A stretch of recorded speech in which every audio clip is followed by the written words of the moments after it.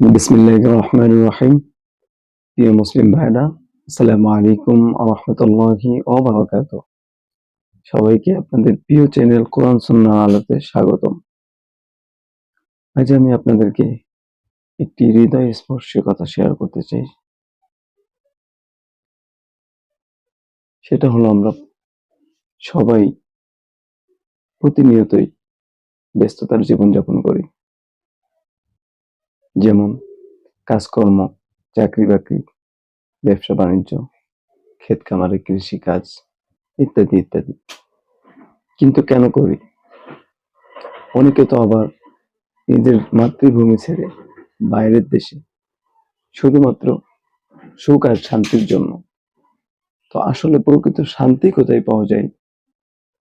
এটার বিষয়ে আল্লাহ সুবহানাহু ওয়া তাআলা তার পবিত্র কালামে মাজিদের মধ্যে সূরা আর-রাদ আয়াত ২৮ আল্লাহ সুবহানাহু ওয়া তাআলা ইরশাদ করেন, বিসমিল্লাহির রহমানির রহিম, আলা বিযিকরিল্লাহি তাতমাইন্নুল কুলুব। আল্লাহ তাআলার স্মরণেই একমাত্র শান্তি নিহিত হয়। অথচ আপনি আর আমি প্রতিনিয়তই শুধুমাত্র শান্তির জন্য শান্তি খুঁজতে খুঁজতে ক্লান্ত হয়ে পড়েছি।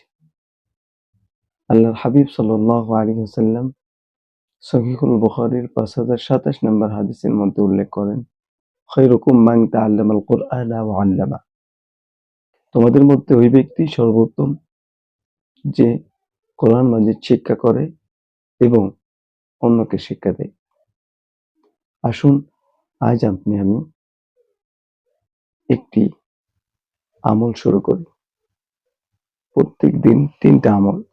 ১ নাম্বার, প্রত্যেকটা দিন অন্তত একটি আয়াত হলেও কোরআনুল কারীমের তেলাওয়াত করব অর্থসহ। ২ নাম্বার, ৫ ওয়াক্ত নামাজ যথাসময়ে আদায় করব কর্মব্যস্ততার মধ্য দিয়ে।